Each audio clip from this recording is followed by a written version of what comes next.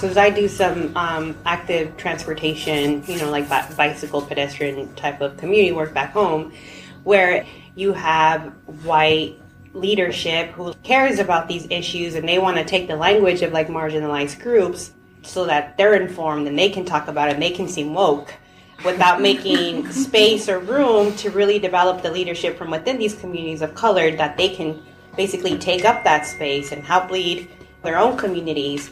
That it's like, no, I want to be able to talk like Akila, but I don't want to give Akila the space, to do that work. You can't keep using tools of oppression and expect to raise free people.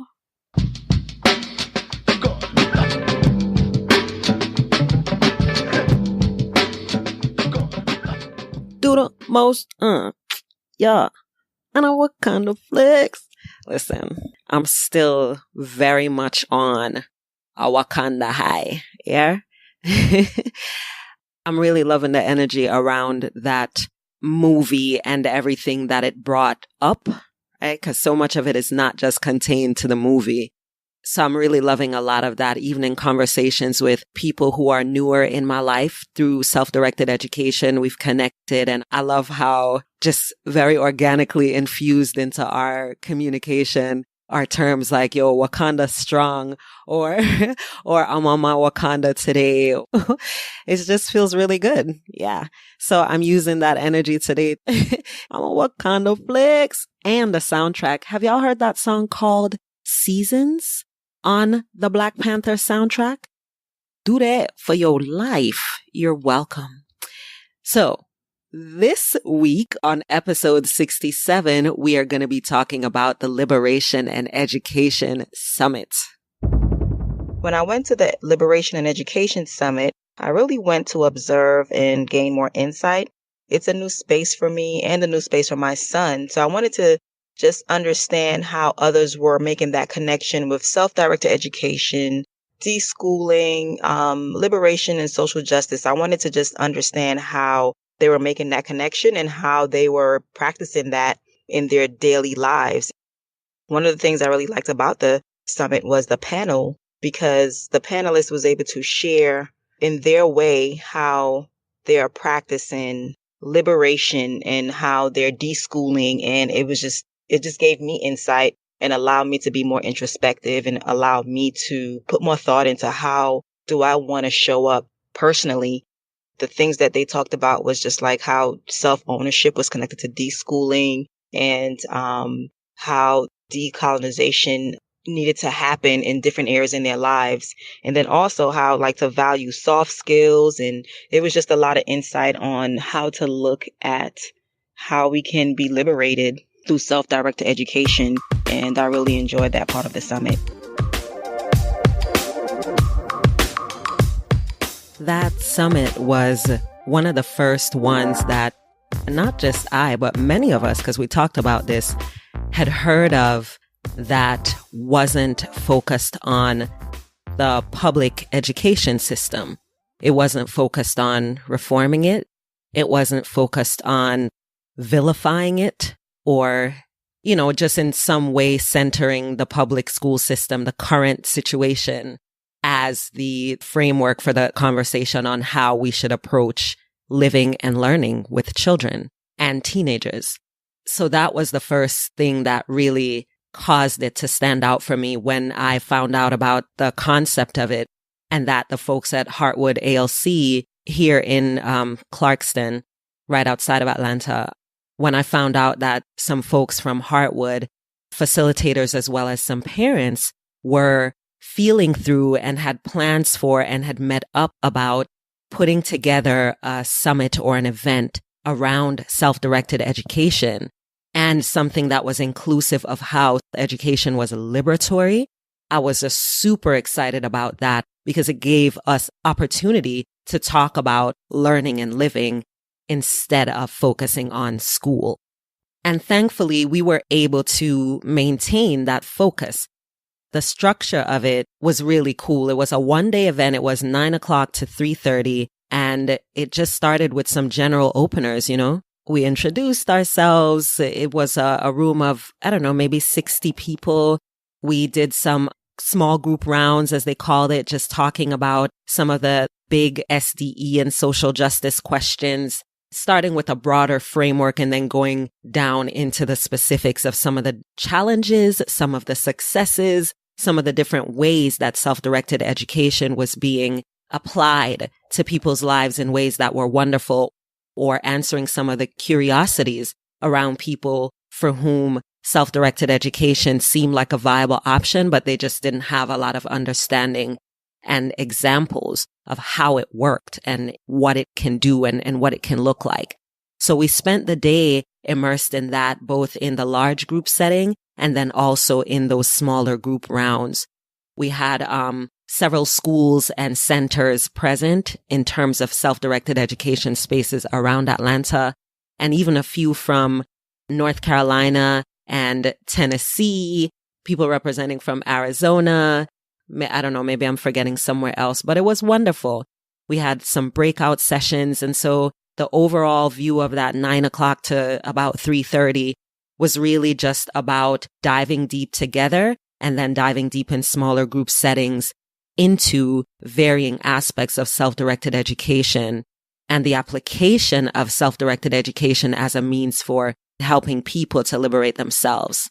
So all that awesome sauce was present there. And I'm going to give you some clips from different topics that were discussed there. I wish we had audio from the group rounds, because I was in one group and the groups followed each other to different tables, answering different questions together in a way that I found really, really useful. And generally, I don't like gamey stuff where you go to a conference or event and they make you like do ice-breaky shit and answer random questions. I cannot stand that. And what I appreciated about the summit is that they didn't do that at all. The things that we were talking about were specific to what the hell we came there to talk about. And I wasn't trying to get to know you personally. I wanted to talk to you in the context of SDE and let it organically unfold. So here are a few different snippets, a little mixtape snippet with some of the clips from the summit. And then at the end of this, I'm going to talk to you about how to stay in touch with the organizers and the participants, some of the participants of the summit as well. So listen all the way through. I'll talk to you again at the end. What is liberation through self-directed education? What does that mean to you? The liberation piece is that it's very like culturally mediated, where we get to like be intentional about the space we hold in our home for our traditions or our practices, because a lot of it is also tied to decolonization. As a Mexicana, as a Chicana who has both like indigenous and African and European and Asian, different ancestries, and trying to create a story or a narrative around what that means for our family and learning those histories and how we come to be, that's so important for our liberation from that colonization that happened in the mind. Maybe it's not in our bodies anymore, but it's still in our mind. And that's part of that liberation that we're constantly trying to uphold, and cultivate in our home. Why not all lives matter self-directed education? Why make it so political? I think privileged groups are the ones who can say things like not making it political, because by our very existence, by the way we take up space, by the historical conditions that we exist in, we embody that politic.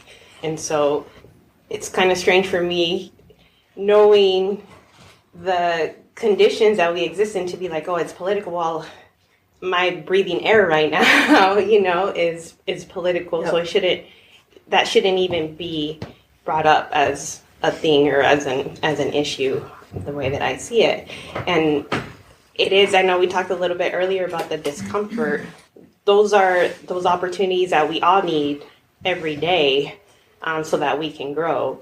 And that at the end of the day, why race and class and gender and all that is important is because we're socialized with it every single day.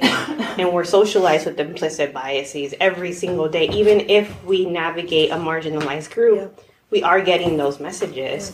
And by not talking about it and by not putting it on the table, we continue to give them power to oppress people.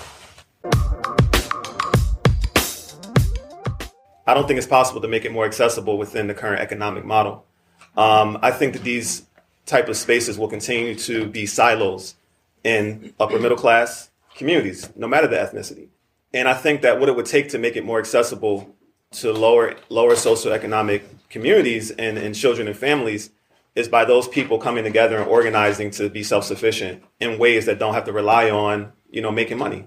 Because at the end of the day, a space can say, we want to be more accessible, but it always comes back to money. Everything we're all slaves to money.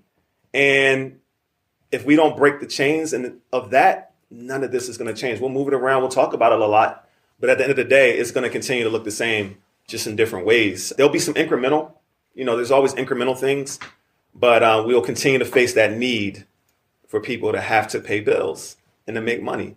So I believe that people need to start organizing and trying to figure out ways to support one another and be self-sufficient outside of having to go and, do it in traditional means.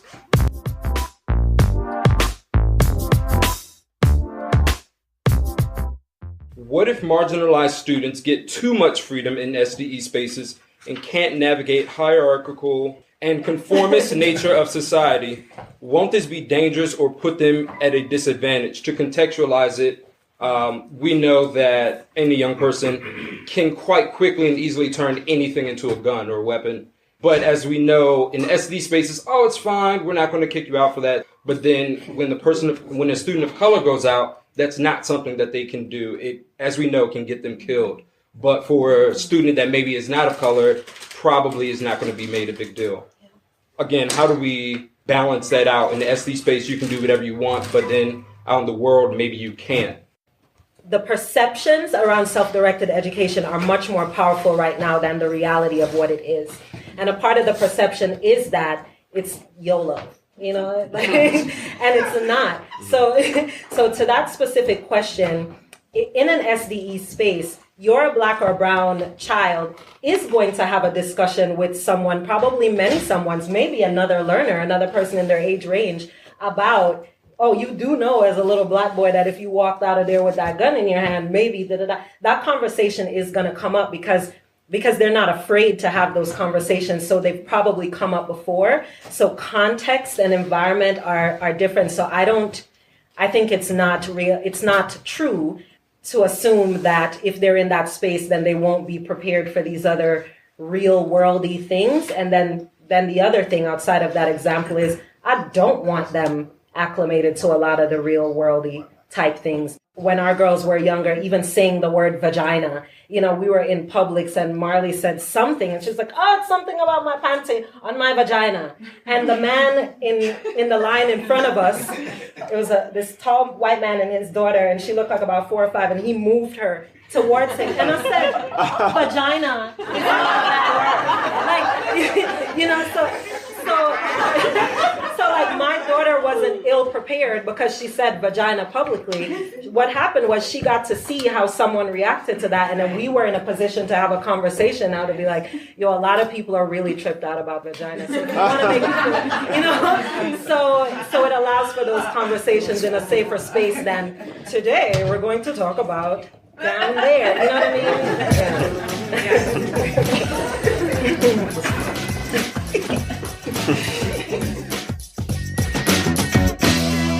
For me, when navigating outside of the home or outside of these safe spaces, that I do have conversations with them of what society has these expectations, and they came up even before they were little. And I mentioned this earlier in one of the groups because my kids had long hair growing up, and people always called them girls, and they would get really upset, and say that they were boys, and then. On different levels of what the expectations that we have of what boys and girls look like to begin with. But then all of a sudden I had this realization too that they're internalizing by them having to defend that they're boys. They're internalizing that being a girl there's something wrong, and they don't want to be associated with being a girl. So then I had to have this other conversation with them about because of the way that society expects girls and boys to look like, I don't want you to internalize that being a girl is bad, something's wrong with it.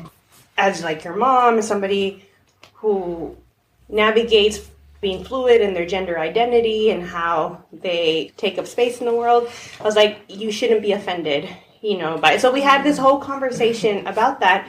And the next time somebody misgendered my older son, he was like, oh, don't worry about it. I get it all the time, So it was like, having those conversations make a difference. And I think that's part of our role, but also hopefully they're in environments where those conversations are also happening. So then it's not just like, us. Yeah.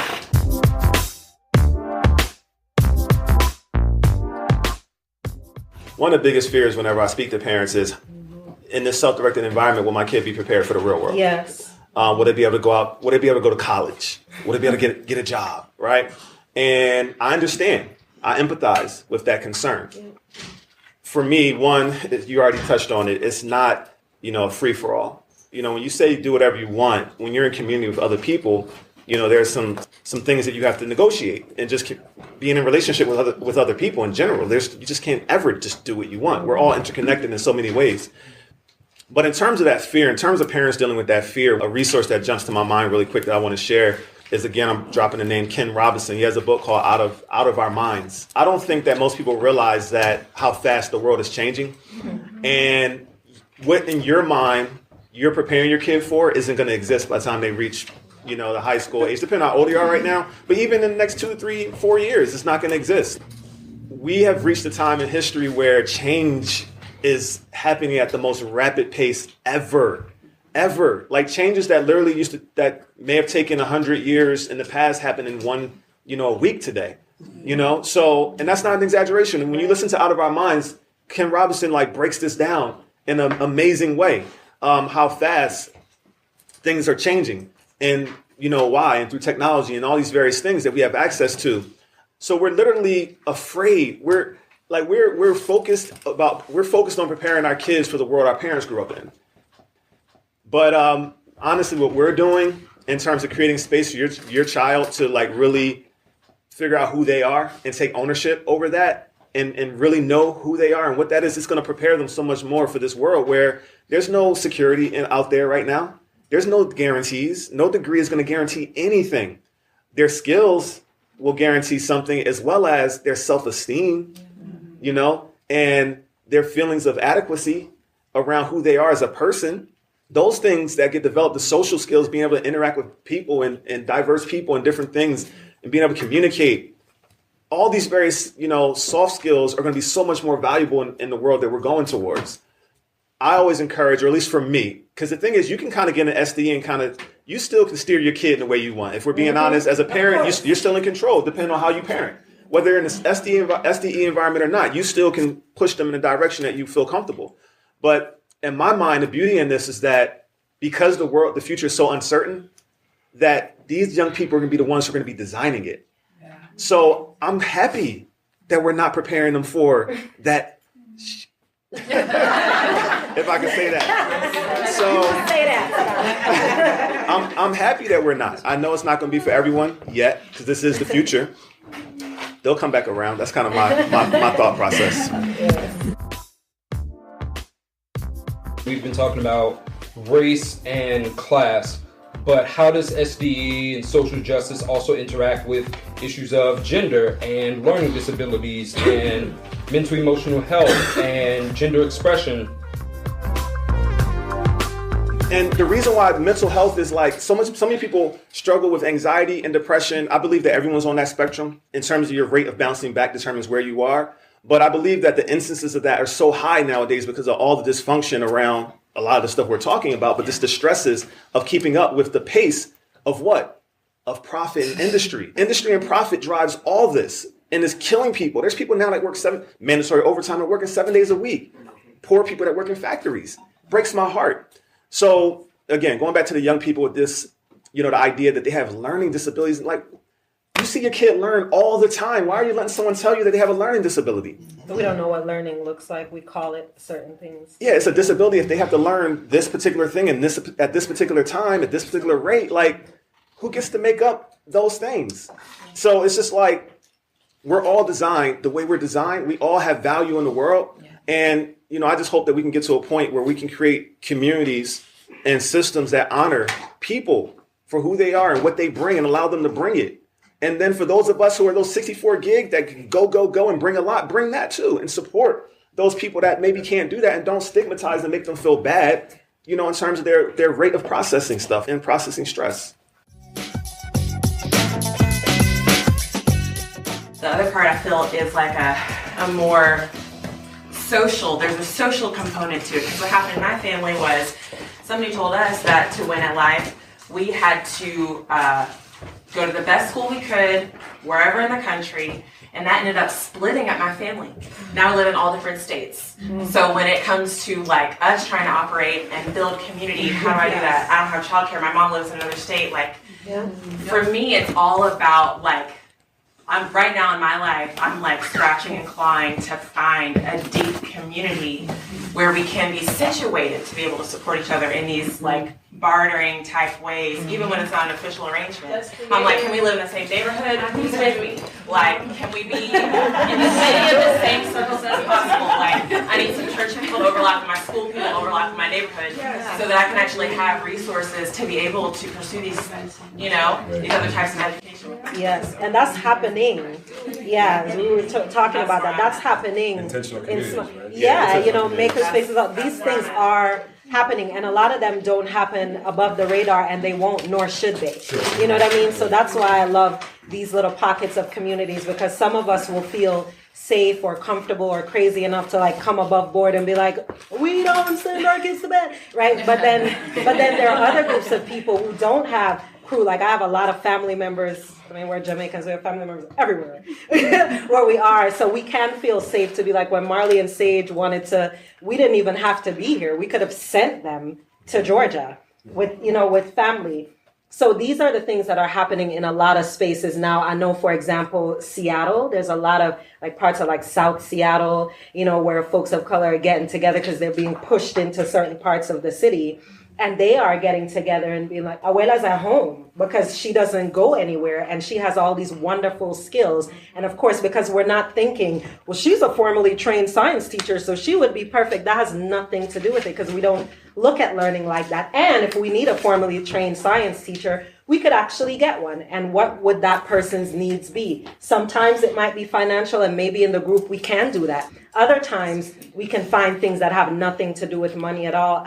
I think it's important for us to know that these things are happening. That we're not definitely the weirdos wondering like where and why. They are definitely happening. But obviously it's not enough to know. And for us to feel like we're scratching and clawing to find it is maybe a really messed up feeling, but also important, because that's how we're like, all right, what then does it take?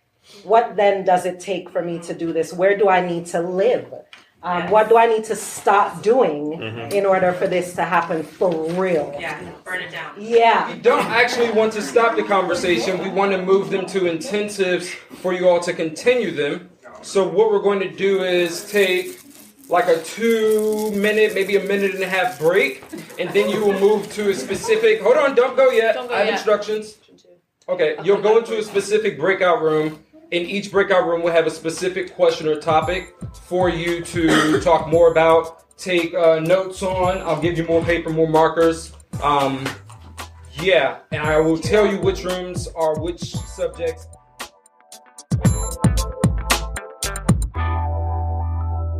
So there you go. You got a good dose of all the things that were explored and expressed, the questions, the laughter, some of the concerns.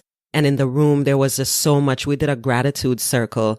Wait, I'm trying to remember. We do so many meetings in that very same room that the summit was in. I'm trying to remember whether the gratitude circle was at the summit or one of the community meetings that we've done in there. All right, let me retract that. So we were in gratitude. Many of us who stayed after the summit for a bit to talk, we were in so much gratitude about the way that we weren't pitching self-directed education. This wasn't a sales pitch. I know I get that a lot where people say, some of the things that you say, people may not be there yet or this and that. So you got to be able to really like sell it. I've heard that a few times. I refuse. I am not selling it. This is not a pitch. And this is us, because I'm one of many. This is us conveying something that's been really, really effective in our lives. Or for some of us, it's something that is newer, and we are so hopeful because of the sort of research and community and realizations that have happened for us as we've started SDE. So I feel like the energy of the summit, you know, the way that it was put together really supported that idea of it not being something that's like, why are you not on this? What is wrong with you?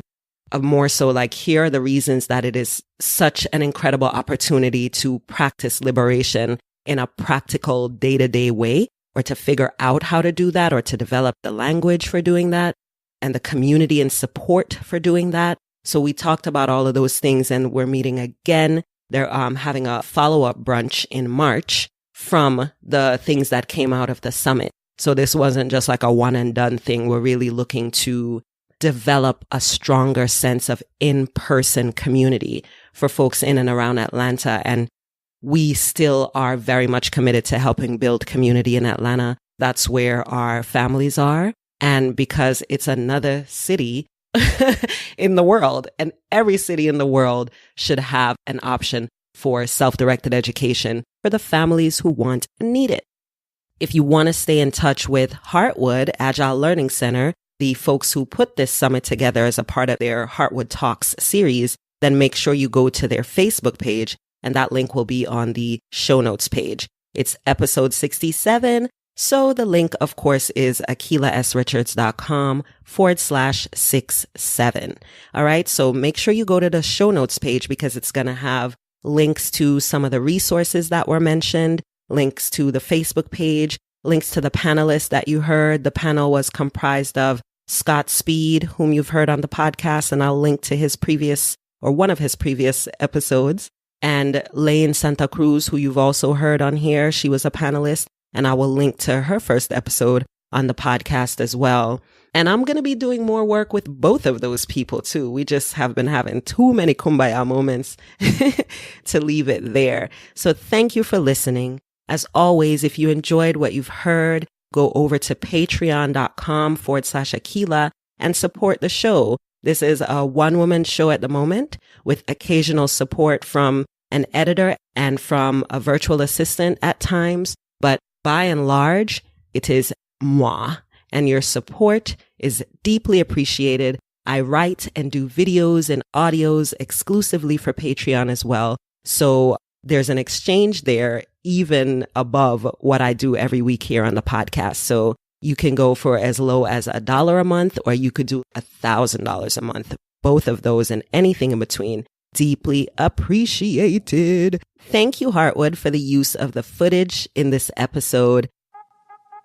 Fare of the Free Child is a weekly podcast that centers diverse narratives, insightful commentary, Learning with our children and deschooling ourselves.